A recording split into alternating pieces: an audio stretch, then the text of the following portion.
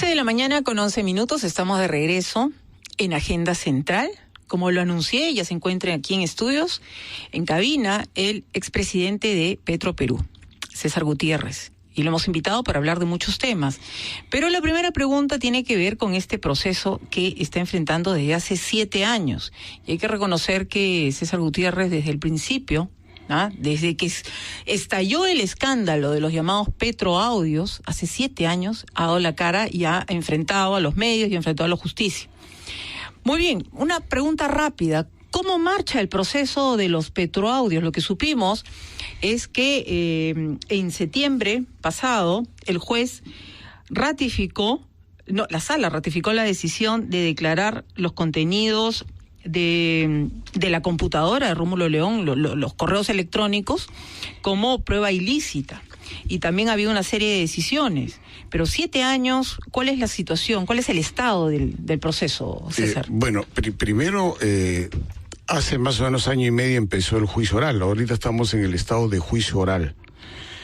En el juicio oral, uno de los temas trascendentes ha sido justamente esta decisión de la sala de declarar prueba prohibida los audios y también los mails del CPU de Rómulo León. Eso, la verdad, en el caso particular mío, no me beneficia ni me perjudica, porque yo no tenía audios y yo no tenía ningún mail comprometedor con el señor Rómulo León. Es más, tal vez hubiera podido utilizar mejor en mi defensa esos mails que en un momento enviaba, porque yo no tenía nada incriminatorio ahí. Me solicitaba reuniones y yo accedía a las reuniones cuando me planteaba los temas vía mail. En la acusación fiscal, el Ministerio Público, ¿cómo lo estaba procesando a usted? ¿Por qué lo denuncia? Inicialmente, cuando nos denuncian, y eso ocurre hace 7 años, en octubre del 2008, nos denuncian por 2 delitos, negociación compatible y cohecho pasivo propio, ambos en calidad de cómplice. Cohecho pasivo significa haber recibido una prebenda.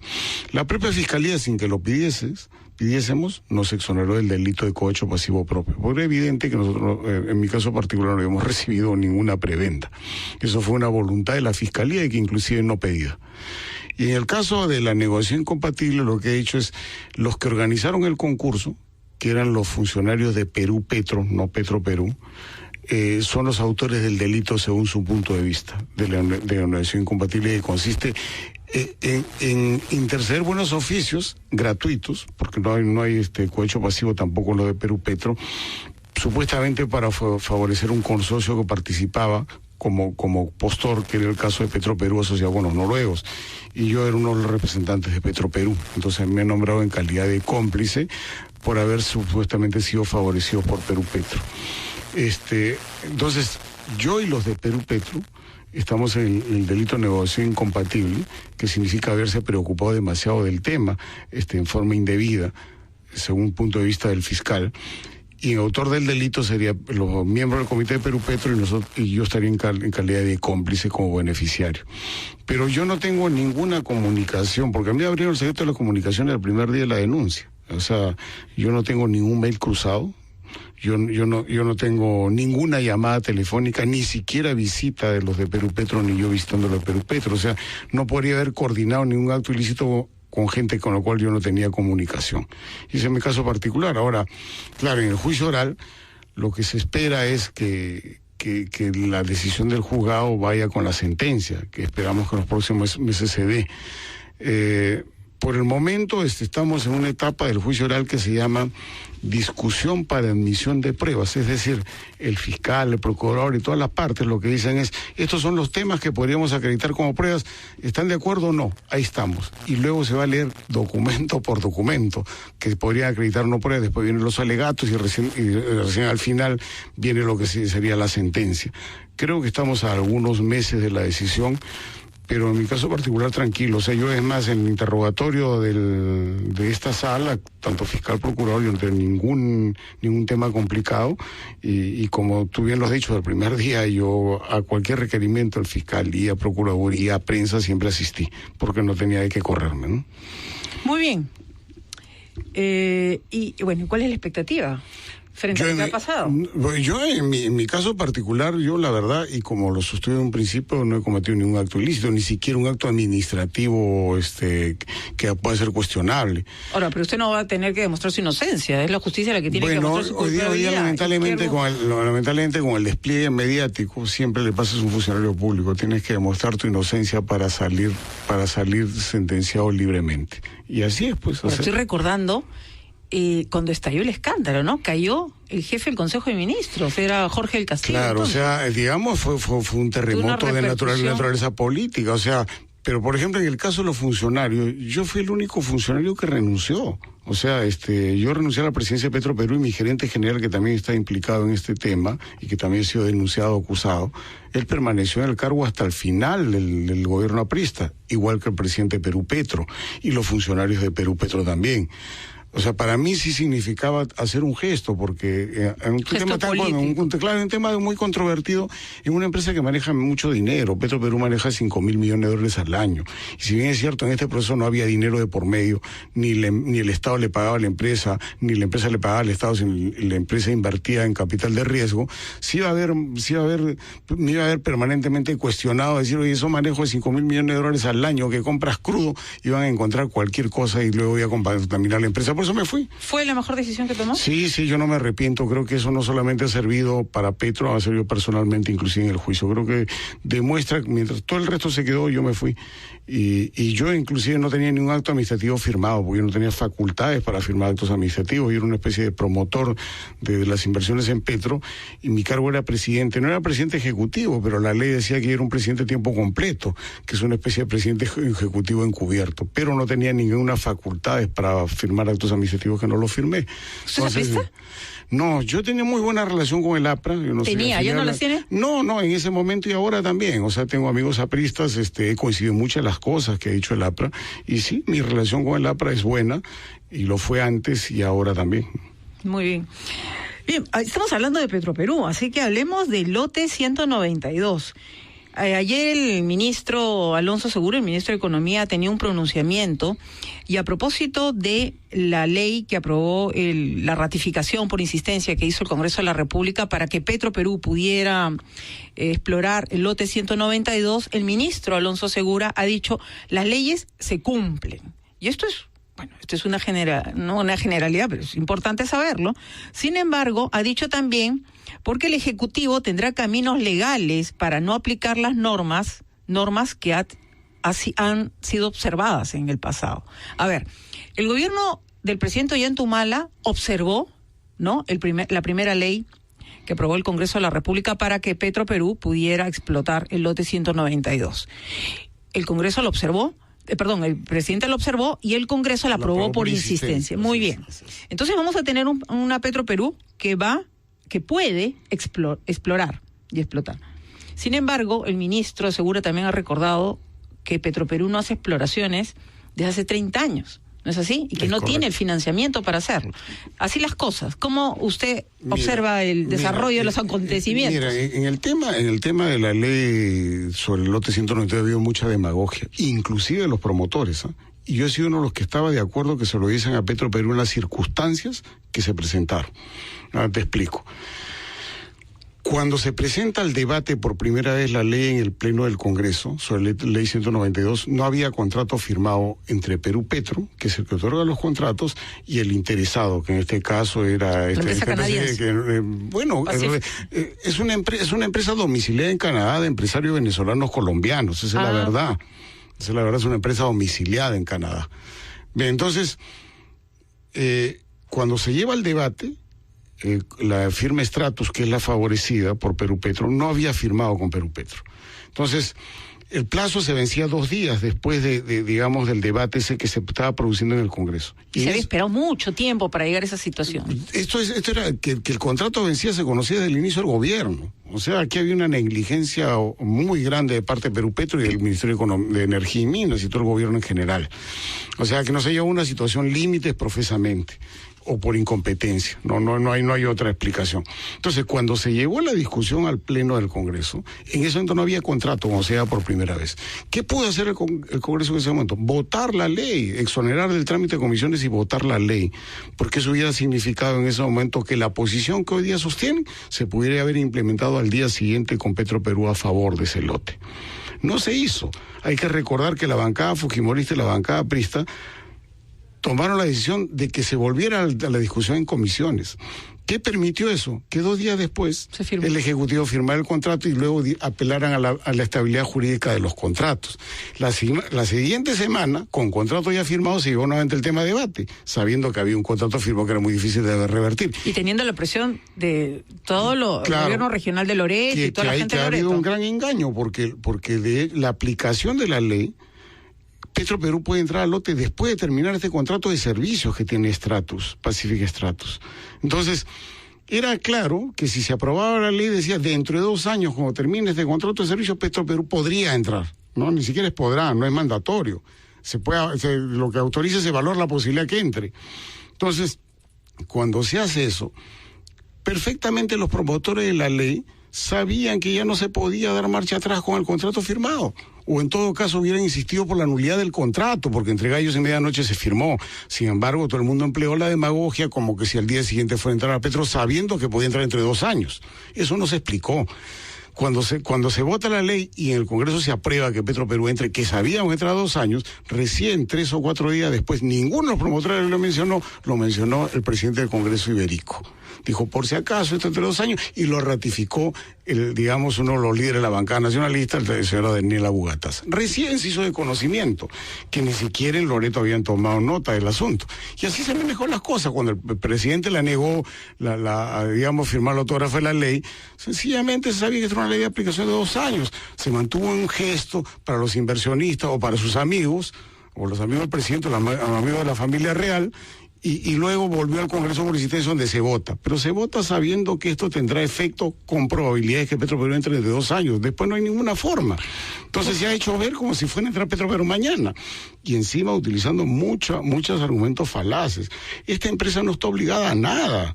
Pacific Stratus en estos 2 años, que es un contrato de servicios, realmente tiene la facultad sencillamente de explotar con el personal que había allí, y es una gestión administrativa de explotación del personal con infraestructura que ya existe. Entonces se habló que Petroperú tiene que meter $30 millones, el Premier dijo $700 millones, todo eso era falso. O sea, esta empresa no va a invertir. Pero ¿cómo entonces nos hablan a todos con argumentos? Porque nos engañan, o sea, salieron a engañarnos, entonces no es verdad.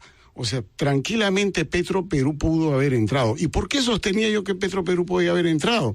Porque sencillamente Stratus es una empresa cuya viabilidad en los próximos 2 años está en tela de juicio. Es una empresa que ha perdido casi el 75% de su valor en la Bolsa de Valores de Canadá. Es una empresa que le han quitado lotes petroleros en Colombia por su mal desempeño. Y ¿Qué hace prever que no tenga el mismo desempeño aquí? No, claro, que yo lo que veo es que probablemente esta empresa tenga la alta probabilidad de quebrar. Entonces, si estamos... ¿Cuál será el perjuicio? Entonces, si eso ocurriera, ¿cuál será el perjuicio para nosotros que se paraliza, o sea, que por supuesto... Para que los oyentes entiendan por qué es tan importante la explotación del lote 192 en Loreto. La producción significa una regalía, un canon a la región. Que en este caso, con el acuerdo hecho con Pacific, ni siquiera alcanza para pagar el canon y sobrecanon. El Estado va a tener que poner como 3% adicional. Eso ahí es la realidad. Y el Estado somos todos nosotros, claro, va a salir entonces, de aquí. Eso no ocurría. Para mí, Pluspetrol ha hecho una muy mala gestión, o sea, tiene grandes responsabilidades que no va a honrar. Pero a pesar de eso, lo que pagaba por regalía permitía al menos pagar canon y sobrecanon. Esto no permite ni pagar canon ni sobrecanon. Ahora, los loretanos parecen estar contentos con la decisión del Congreso. Porque sencillamente no se transmite la verdad. Tarde o temprano sabrá la verdad. Y esto significará un grave daño al erario nacional, porque va a poner plata para pagar canon y sobrecanon. Espero que los que entren en el nuevo gobierno, pues fijen la responsabilidad y sigan los procesos correspondientes a la ministra de Energía y Minas, al ministro de Economía y Finanzas y al presidente del Consejo de Ministros, como por tanta falacia ha dicho, y que al final le han hecho meter la mano a la caja del Estado. El gobierno del presidente Humala está dejando una papa caliente para la próxima gestión. Claro, porque lo que va a ocurrir dentro de 2 años, o sea que más o menos a 1 año de gestión del nuevo gobierno, es la decisión de que Petroperú entre o no, habrá una presión que entre. En ese momento Petroperú va a estar más complicado que ahora. ¿Por qué? Porque va a tomar deuda, alta deuda, a principios del próximo año, para refinanciar la refinería Talara. En esas condiciones va a ser muy difícil entrar. Y debería estar concentrado Petroperú más bien en la refinería Talara, ¿no es así? En cualquier cosa que le genere ingresos. Esto le podría haber generado ingresos 2 años, como le va a generar ingreso a Pacific Extracto, que es una empresa seriamente dañada, que no tiene dinero para invertir. Le podría haber generado caja y bueno, pues después de 2 años veríamos. Pero ahora Petroperú, pensar que va a entrar entre 2 años, es simplemente una ilusión, es simplemente una fantasía creada por los voceros del gobierno, por los promotores de la ley, y que no va a ocurrir, porque va a ser un Petroperú altamente endeudado entre 2 años. ¿Qué deberían saber los loretanos? Porque los loretanos se movilizaron, liderados por el gobernador regional, estuvieron aquí, estuvieron en el Congreso, hicieron todo, claro, demostraron que están muy preocupados porque esto era un tema de vida o muerte para ellos. Deberían saber 3 cosas. Primero, que Petroperú no podrá entrar dentro de 2 años, y eso debe ser claro. Segundo, que Petroperú dentro de 2 años es una empresa altamente endeudada y la probabilidad que entre son peores que las de ahora, probablemente remotas, y ese problema se lo va a comer el nuevo gobierno. Y tercero, que para cumplir con el canon y sobrecanon de la región en las condiciones actuales de este contrato por 2 años, el Estado va a utilizar dinero en la caja fiscal. Eso es lo que deben saber los loretanos. Entonces realmente aquí se ha hecho demasiada demagogia, ha habido un gran engaño al público. Algún momento alguien debería denunciar como un delito contra la fe pública de todos aquellos que han predicado cosas que realmente no iban a ocurrir. Gravísimo, tal como lo está explicando César Gutiérrez. Ahora bien, hemos hablado de estas inversiones en el sector de hidrocarburos. Hablemos un poquito el abanico. En términos de inversiones, para nadie es un secreto cómo estamos, ¿no es así? Necesitamos más inversiones, necesitamos elevar las exportaciones, y estas prácticamente están eclipsadas, están en declive a lo largo de este año. En términos generales, ¿cómo evalúa usted que ha sido la gestión del gobierno del presidente Ollanta Humala? Muy mala en materia de inversiones. O sea, yo justamente en la mañana hablaba con una radio de Cajamarca que me invitó a participar y tuve una intervención cerca de 45 minutos por teléfono. Y entonces ellos me hablaban de los proyectos mineros y yo entiendo pues de que los proyectos mineros vienen pues siendo rechazados de Tambo Grande, que es desde la época de Toledo hasta ahora. Se ha creado una corriente muy grande contra los grandes proyectos de industrias extractivas. Y entonces yo le decía, ¿cuál es el gran problema? El Estado abandona al inversionista. O sea, el Estado dice, bueno, yo te otorgué la concesión, el derecho a explotar, pues entra tú. Busca los permisos, busca la licencia social. Pero ¿cómo lo apoya el Estado a ese inversionista? Cuando se presenta el problema, mandando a la fuerza pública. Y entonces, ¿qué queremos pasar? ¿A sangre y fuego a todos los opositores? Eso no es posible. Los propios gobiernos, luego de tener muertos en el camino, después retroceden. ¿Y eso qué responde? ¿A una ausencia de una política clara del presidente Humala y de su gobierno? Y yo creo que todos los gobiernos que han pasado desde el presidente Toledo han sufrido esto. Y los que se vienen, yo no le veo ninguna solución planteada tampoco. O sea, ¿qué ocurre? Cuando uno habla de los beneficios que podría tener una central hidroeléctrica, que ya también todos son cuestionados, o un proyecto minero energético, o sea, el ciudadano rechaza el proyecto. Vamos a poner algo muy concreto y que parecería razonable. Por ejemplo, cuando hablamos del proyecto Inambari, que fue una hidroeléctrica grande que se planteó en la región Puno de 2.000 megas y se habló de 4.000 millones de dólares de inversión, y que suena bien. Ok, es que sienten que se llevan todo, se benefician. Entonces, primero, ¿cuál era el cuestionamiento? La inundación de áreas grandes. ¿Es cierto la inundación? Sí. ¿De qué tamaño la inundación? De 370 kilómetros cuadrados. ¿Qué significa 370 kilómetros cuadrados para ponerlo gráfico en Lima? Que tomemos toda la región Callao, toda la región Callao, le sumemos Magdalena, le sumamos San Isidro, le sumamos Miraflores, le sumamos Barranco, le sumamos Churrillos. Todo eso da el 60% de 370 kilómetros cuadrados. Imagínense que esos distritos, todos esos, yo los inundara. Ese es el tamaño de la inundación hidroeléctrica de ese tipo. Ante eso, que puede ser la necesidad, yo tengo que tener una solución, pues, como empresario y como Estado, decir, oye, yo tendría que reubicar gente, aquí voy a destruir un conjunto de áreas que son agrícolas, voy a destruir un conjunto de actividades pesqueras, y hasta cerca de 100 kilómetros de interoceánica le iba a afectar. ¿Cuál es la alternativa? Nada, pues anda, inversionista, tú pon la mejor manera, y por supuesto ni los talleres que obliga la ley se llevaron a cabo, y por lo pronto se dio la caducidad de la concesión. Y por eso que la gente está desencantada. Claro, hoy día, por ejemplo, acaba de ocurrir un tema de una paralización de una central hidroeléctrica que se llama Chadín 2, que está en la frontera de Amazonas con Cajamarca. Es una central de 600 megavatios, 1.500 millones de dólares. Eso significa inundación de 36 kilómetros cuadrados. 36 kilómetros cuadrados es Magdalena, más San Isidro, más Miraflores, más Barranco. Ese es todo el área que habría que inundar. Ante eso yo tengo que tener una solución de decir, oye, ¿qué va a pasar con esa gente? ¿Y cuánta gente puede estar resultando afectada? Claro, entonces... Cientos de personas, miles de personas. Claro, ¿y qué solución le ofrezco? Entonces, los funcionarios gubernamentales que no entienden ni quieren hacer esta comparación ni tienen idea de esta comparación, que es completamente válida si se revisan cifras, cuando van a supuestamente apoyar a la empresa, el único discurso que tienen es que las inversiones, que los miles de millones, de la cantidad de empleo. No, lo que tienen que decirle a la gente es qué cosa produzco. Está malogrando la vida de esa gente, ¿Cuál es la alternativa? Y si encontramos una alternativa razonable podemos persuadir. Por eso requiere conocimiento, dedicación y credibilidad de las personas. Entonces la credibilidad de las personas queda en tela de juicio cuando siempre las personas que han sido funcionarios y son funcionarios han sido apologistas de la inversión por la inversión sin ofrecer soluciones. Ahora, César, entonces está claro, este no es un tema de solo responsabilidad del gobierno del presidente Humala. Ya lo dijiste, César, esto viene de los gobiernos anteriores. Solo para irnos a la pausa. Y que no veo inclusive a los que están en campaña... Para el futuro. Claro, ¿y qué funcionarios pondría que tengan credibilidad ante la población que van a actuar con justicia? Tanto para el inversionista como para el poblador. Ese equilibrio tienen que encontrarlo con funcionarios creíbles, que no los hay. Muy bien, vamos a la pausa. Vamos a la pausa y regresamos con César Gutiérrez, expresidente de Petro Perú, para seguir conversando sobre los temas vinculados al sector materia de su análisis. 11:32, vamos y regresamos.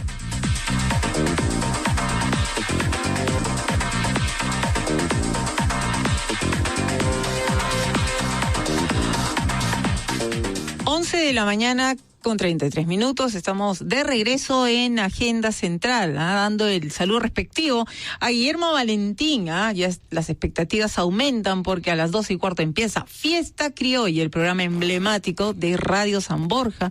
Guillermo va a estar aquí para acompañar a todos nuestros oyentes, a nuestros miles de seguidores a la hora del almuerzo, si están movilizándose de un punto a otro en nuestra ciudad o en cualquier punto del país.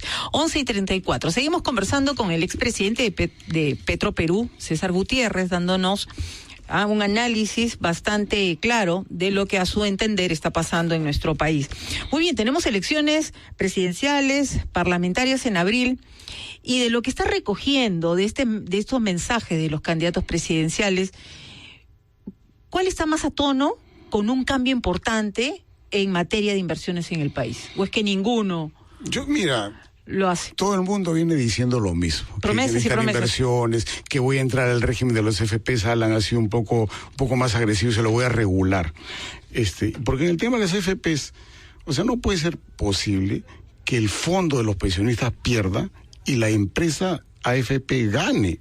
Y no gane poco. Y tenemos un caso, ¿no es así? Más allá del caso, antes de entrar a algún caso en particular, el 40%, de enero a septiembre, cuando se mira los estados financieros de las AFPs de todas, está más o menos entre 40 y 41% de utilidad neta sobre los ingresos brutos. ¿Cómo puede ser posible que una empresa gane eso y el fondo que maneja, que no le pertenece, pierda dinero? Eso realmente llama a escándalo y requiere alguna modificación de tipo legislativo que se pueda hacer, porque tampoco no es fácil, hay estabilidades jurídicas ahí comprometidas, porque esa divergencia va a llevar a una colisión con la realidad. Ahora, esto es producto de lo que se aprobó en el pasado. Por supuesto, con algunos temas con estabilidad jurídica garantizada, que eso no va a ser tan fácil cambiarlo. Pero ya esto está colisionando con la realidad, y cuando colisiona con la realidad, las estabilidades jurídicas hay que revisarlas, y creo que, Alan ha dado algún indicio, dice hay que regularlas, vamos a ver cómo se hace. Y como en caso particular, el caso más elocuente está en el sector minero energético. Muy bien. El sector energético, refinería La Pampilla. Refinería La Pampilla. Yo estaba leyendo el caso de los afiliados de la AFP Integra, ¿no es así? ¿Por qué los afiliados de AFP Integra tendrían que estar algo preocupados? Bueno, la bolsa anda en mal momento, y eso es para todos y para todas las acciones. No es un buen momento, hasta un punto que lo consideren como una bolsa de un país, una bolsa que corresponde a un país de frontera. Se han salvado por un año, y creo que hasta nos merecíamos la etiqueta de país casi fronterizo, diría yo. Mira, ¿qué pasa con AFP Integra? AFP Integra, en el fondo 2, del cual tiene cerca de 2 millones de afiliados, invierte en un tema que está muy vigente, que es las acciones de Refinería La Pampilla o Relapasa, como se conoce en el argot de bolsa. Refinería La Pampilla es la empresa dueña de la empresa refinadora que está en Ventanilla y de una cadena de cerca de 370 estaciones de servicio. Esta empresa, lo que ha ocurrido es que hoy día, que debería estar valiendo 800, 900 millones de dólares en el mercado, la empresa en la bolsa vale tan solo 51 millones. ¿Y eso por qué? Porque ha venido perdiendo sucesivamente dinero, pero lo más grave es, Petroperú ha sido muy satanizado, mala gestión, el Estado mal gestor. Cuando tomamos los estados financieros de enero a septiembre y comparamos los estados financieros de Petroperú con La Pampilla, Petroperú gana 4 veces lo que gana La Pampilla. ¿Dónde está la eficiencia del privado? ¿Y quiénes son los afectados por esta ineficiencia del privado? Porque si Petroperú es ineficiente y obtiene 100 y el otro tiene 25 que el privado, pues la super ineficiencia daría en el privado. ¿Quiénes son los afectados? Los socios. El 49% de la sociedad de Refinería La Pampilla son accionistas minoritarios, entre los cuales está AFP Integra, con sus 2 millones de afiliados. La acción solo este año se ha caído 35%. ¿Y cuál es la decisión que ha tomado en el mes de septiembre la Junta General de Accionistas de Refinería La Pampilla? Hacer aumento de capital, sabiendo que los accionistas minoritarios no pueden ejercer ese derecho. Y eso tiene un efecto, entonces, claro. Claro, como dijiste en un interesante artículo, licuarlo. Claro, o sea, los licúo, ¿por qué? Porque los paso de los de 49% de accionariado que tengo, posición de accionariado, los paso al 17%. Claro, invierto más, ellos no pueden, se licúan. Claro, pero en todo este tipo de cosas la pregunta es ¿por qué y para qué se está haciendo eso, no? Y en una empresa que vale 51 millones de dólares, o sea, en bolsa 51 millones de dólares, si yo me pudiera comprar una refinería con 51 millones de dólares, lo hago mañana. O sea, una refinería como esta no vale menos de 800 millones de dólares y es más, la cifra que se ha dado, inclusive el lunes de la semana pasada, que se ha dicho desde España, no vieron la noticia, que la decisión corporativa, es decir, de España, donde están los dueños de Refinería La Pampilla, son Repsol, ¿no? que es Repsol, a través de una subsidiaria que tienen en Holanda, iban a vender el 51% a 385 millones de dólares. Con lo cual, el 100%... Con lo cual el 100% como 755. 755 en el mercado, pero 51 en la Bolsa de Valores de Lima. Bueno, o sea, aquí había una estrategia, todo indica que una estrategia para llevar el valor de la empresa a su mínima expresión, a su aumento de capital, y luego quedarme yo con la parte gruesa del capital, vender y la recaudación me la llevo yo, que soy el accionista mayoritario. Eso es lo que es. ¿Y quién está de por medio? Está la AFP Integra con sus afiliados. A ver, para decirlo claramente, ¿y qué pasa ante una supuesta estrategia en esos términos? ¿Qué puede hacer la autoridad? ¿Quién regula eso? La pregunta aquí es la autoridad, la supervisora del mercado de valores. Y entonces aquí se le siente un poco más de agresividad. O sea, ¿cómo puede ser posible que una empresa privada tenga peores resultados que una empresa estatal, que es tan cuestionada como Petroperú? Entonces, ¿por qué no en ese análisis de estados financieros, por qué no la superintendencia de mercado de valores no ha hecho alguna observación, no ha hecho alguna declaración pública al menos? Porque el tema central es que La Pampilla compra el insumo, que es el crudo, el petróleo crudo, más caro que Petroperú. Y ellos justamente, dentro de los argumentos que tienen, es que en su organización, en Perú, tienen un trading, es decir, una empresa comercializadora que compra y vende y que tiene grandes sinergias a nivel mundial.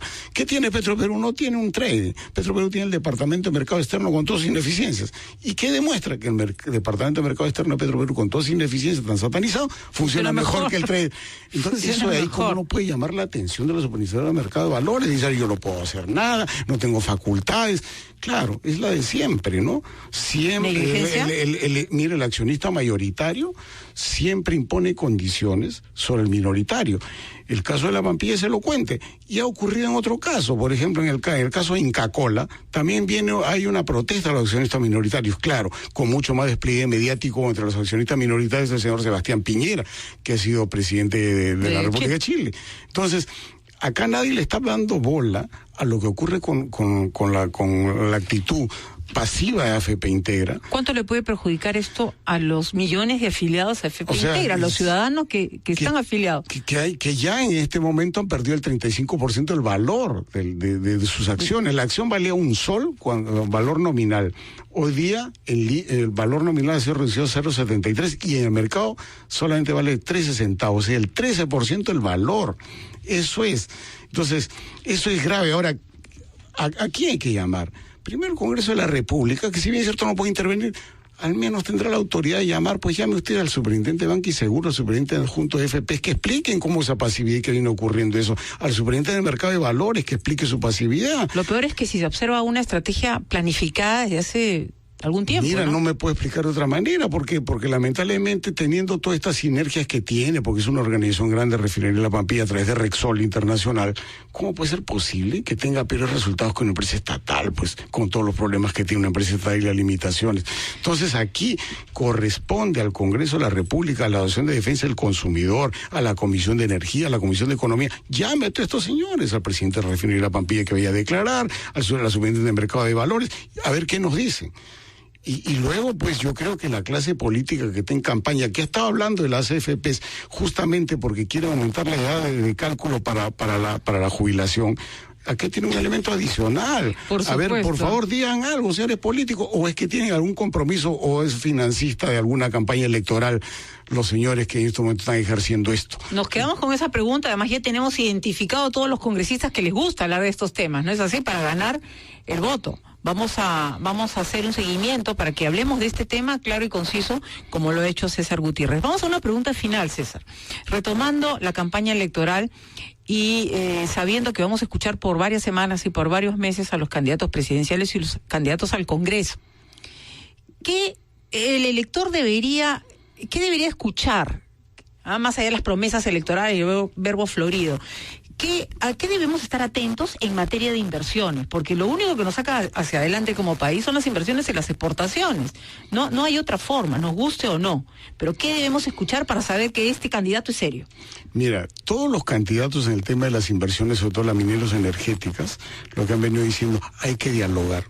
Bueno, pues lo que estaba haciendo, pero en el diálogo hay que hacer docencia y plantear soluciones. Cuando yo decía, oye, vamos a devastar zonas de la Amazonía que equivalen a medio Lima, y no planteo una solución y no tengo una autoridad competente y creíble, sencillamente eso es un diálogo de sordos, la otra parte no te va a querer escuchar con todo derecho. La pregunta es, ¿qué interlocutorio me va a ofrecer y cuál es el producto que me ofrecería, por ejemplo, en el caso de Inambari? ¿Qué ofrecería a todas las hidroeléctricas en la cuenca del río Marañón, que hay 12.000 megas identificados?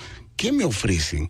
¿Cómo es la política que van a hacer? Porque no es eso que es diálogo por dialogar. En el tema minero, Las Bambas, Tía María, Conga. ¿Cómo voy a hacer? O sea que voy a seguir conversando, no me quieren escuchar porque no me creen. Entonces, ¿cómo voy a obrar? Y yo creo que esto primero pasa por cambiar interlocutores del sector empresarial, que ya no son creíbles, y del sector estatal. El sector estatal, esos apologistas de la inversión por la inversión, muy cercanos al Ministerio de Economía y Finanzas, no son creíbles cuando van al terreno. Tienes que nombrar gente que sea respetada y creíble. En la medida de eso, habrá diálogo. De lo contrario, tienes un diálogo de sordos, porque la otra parte dice de frente, no sé qué dirás, pero me opongo. Y en esa situación estamos. Me opongo a todo lo que vas a decir. Eso es lo que está ocurriendo.